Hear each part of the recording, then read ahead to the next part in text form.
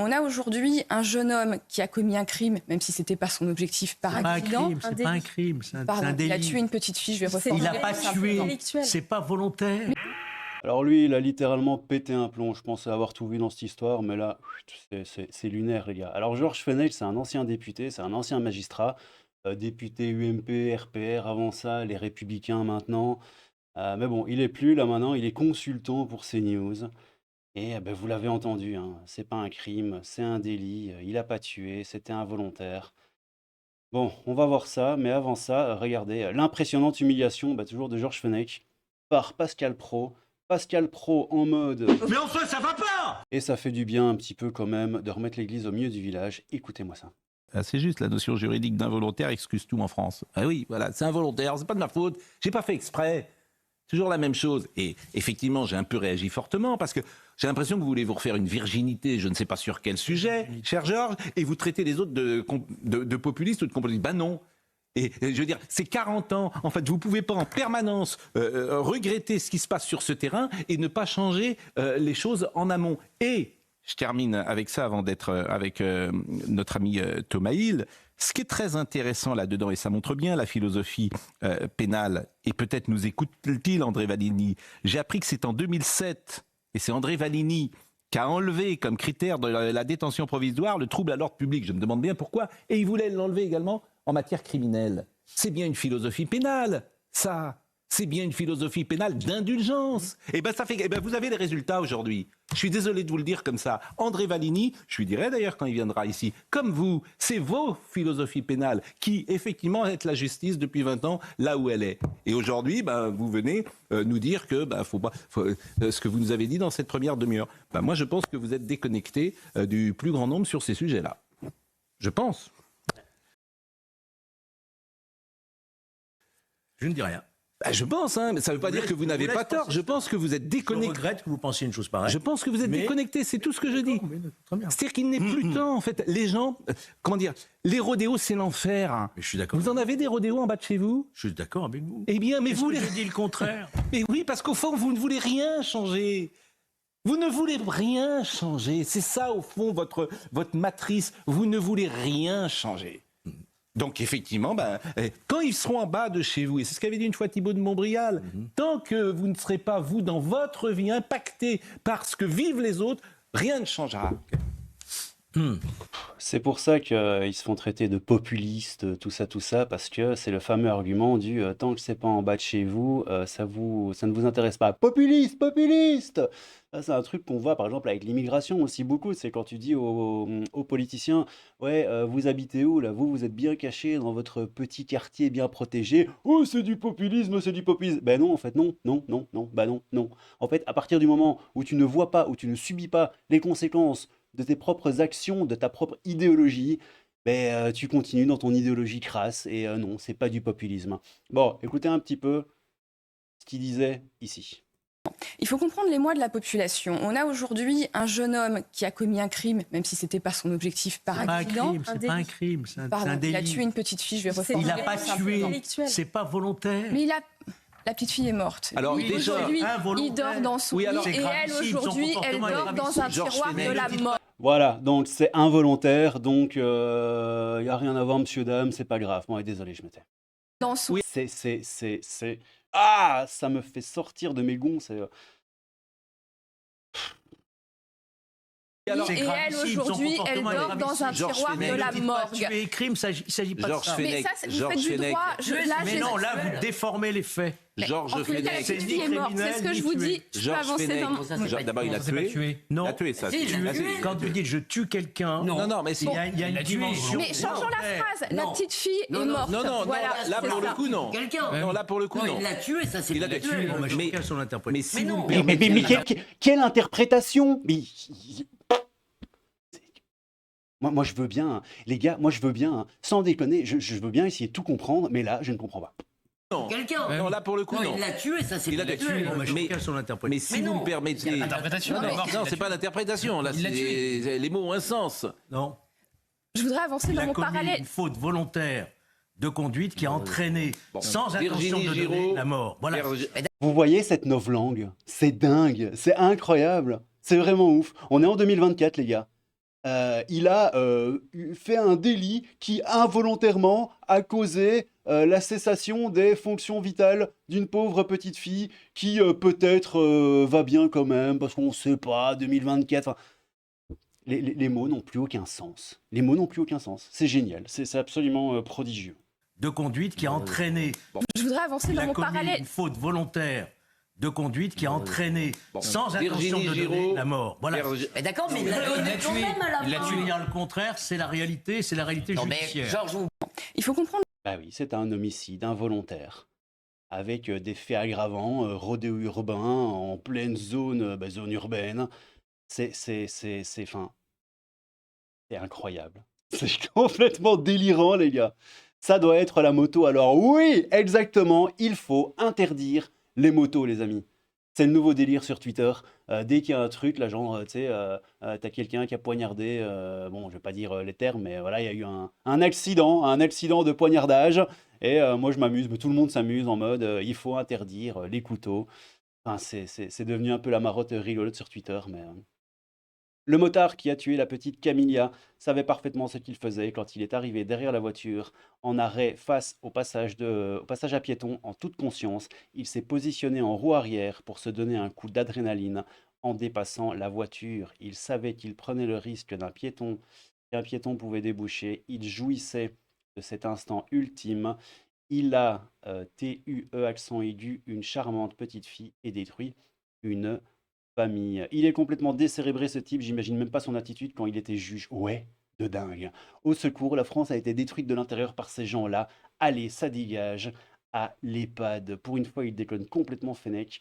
Quelle honte. Bon, écoutez, qu'est-ce que vous voulez que je vous dise? Alors, on va aller sur... voilà, bon, ça c'est une autre histoire, mais c'est toujours Fenech. Ça, vous allez un peu voir le genre de personnage que c'est. Au sujet du gendarme tué à Mougins. Discours de la veuve du gendarme tué à Mougins. Quand elle parle de tolérance, elle se trompe. Ce n'est pas de la tolérance, c'est un projet mis en œuvre en 81 selon Georges Fenech. Et après, je vais vous donner un petit exemple de justice bien française, les amis. Jugé en appel, l'ex-magistrat qui proposait de V sa fille mineure n'ira pas en prison. Oui, c'est la justice française. Écoutez-moi ça. Que vous ne pouvez pas soupçonner au niveau des carrières, etc. Ce qu'on appelle un entrisme trotskiste. Voilà donc les mots très forts de la veuve d'Éric Comines, Georges Fenech. On parlera, si vous voulez, de la référence à 1981, qui est une date importante dans l'histoire judiciaire de la France. Mais est-ce que, d'une manière un peu plus globale, Harmonie Comines ne met pas le doigt sur tous les ratés de la justice en France? D'abord, on compatit complètement cette douleur. Mais permettez-moi de vous dire que elle se trompe. On compatit, mais permettez-moi, elle se trompe. Que elle se trompe. Elle se trompe. Sûr. Quand elle parle de tolérance, elle se trompe. C'est pas de la tolérance. C'est un projet. C'est un projet qui a été mis en œuvre en 1981, effectivement. C'est pas uniquement de la tolérance. C'est une magistrature qui, en prenant le pouvoir en 1981, qui entoure Robert Badinter, qui abolit la peine de mort, va mettre en place, de manière, avec un entrisme d'une puissance que vous ne pouvez pas soupçonner, au niveau des carrières, etc., ce qu'on appelle un entrisme trotskiste, pour dire nous sommes du côté des délinquants. Nous sommes les défenseurs. Donc c'est un projet de tolérance, mais bon, ok, soit. C'est pas de la tolérance, si, en fait. Les délinquants. Vous voyez, imaginez par exemple que vous ayez Louis Boyard ou Sébastien le Dogu, comment ça s'appelle ? Delogu. Le Dogu. Avec une robe de magistrat. C'est ça, la magistrature que je dénonce. Ce sont plus des juges. Ce sont des militants avec une robe qui sont... Des idéologues, oui, effectivement. Sont venus déconstruire, pierre par pierre, le système répressif français. Ils y sont arrivés aujourd'hui. Si vous ne voyez pas ça, vous êtes aveugle. Vous ne comprenez pas ce qui se passe dans notre pays. Ils n'appliquent pas les lois. Ils les contestent. D'ailleurs, souvenez-vous, quand ils participent à la fête de l'UMA pour dénoncer les supposées violences systémiques de la police, des syndicats de la magistrature, quand ils défilent dans la rue, Quand il distribue aux manifestants un guide des manifestants pour savoir comment se comporter en cas d'arrestation, ou quand il distribue dans les prisons des guides pour les prisonniers, ils sont de quel côté? Donc, si vous ne comprenez pas ça, vous pourrez faire toutes les lois que vous voulez, durcir les peines, rétablir les peines planchées, tant que vous aurez un entrisme de cette nature-là, qui le revendique, non seulement qu'il assume, comme j'ai entendu dire tout à l'heure sur votre antenne, qu'il assume, il le revendique. Voyez-vous? Donc on a affaire à un contre-pouvoir, qui est un contre-pouvoir judiciaire, contre lequel tous les gardes des Sceaux se sont cassés le nez. Personne n'a été capable d'y remédier, même Éric Dupond-Moretti, qui est pourtant de gauche, et qui a dit le syndicat magistrature n'est pas un syndicat de justice. Tant qu'on n'aura pas réglé ce problème du syndicat, de la politisation de la justice... Tu les dégages. Comment tu fais? Tu les dégages tous. Si tu vois qu'il y a un entrisme trotskiste, comme il dit, et que réellement ils sont du côté des délinquants, et que la justice ne rend plus la justice, mais tu les dégages en fait. Tu dégages toutes les écoles de magistrature, tu dégages tous les magistrats, et tu en mets des plus solides à la place. Qu'est-ce que tu veux que je te dise? C'est pas un truc qui est gravé dans le marbre, hein. Ce sont des humains qui marchent avec leurs petits pieds, ils ont un petit cœur qui bat, et ils vont bosser avec leur idéologie. Eh ben, tu les dégages. C'est pas plus compliqué que ça. Le gouvernement sert à gouverner. Il est où le problème? On aura toujours, tant qu'on n'aura pas réglé ce problème du cinquième, de la politisation de la justice, on aura toujours malheureusement des gendarmes tués parce que des individus n'ont pas été sanctionnés comme ils devaient l'être. Ouais, effectivement. Punaise, quoi.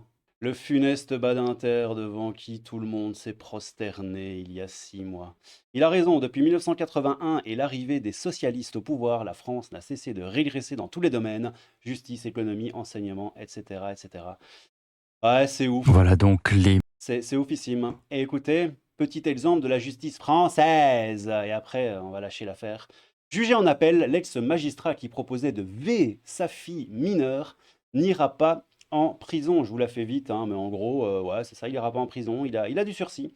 Un ancien magistrat de Dijon qui avait proposé à des internautes de V sa fille de 13 ans a vu sa peine allégée par la cour d'appel de Besançon, ramenée à 2 ans de prison avec sursis.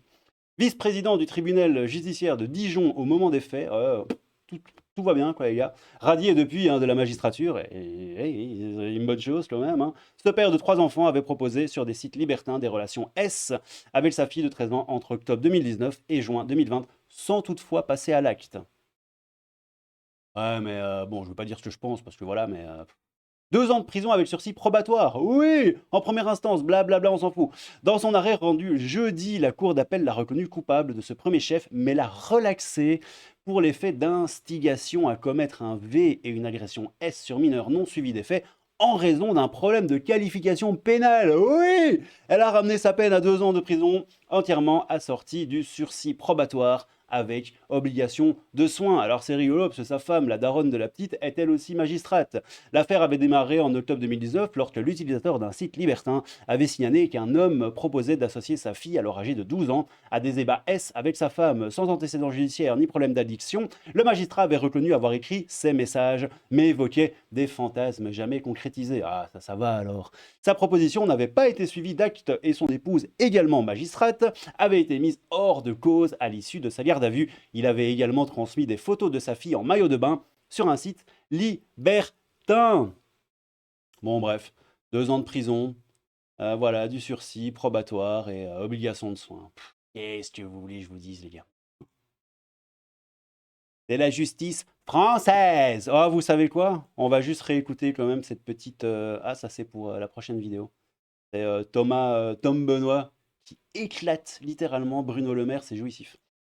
On va juste réécouter ce passage, si vous voulez bien, et puis on s'arrête là.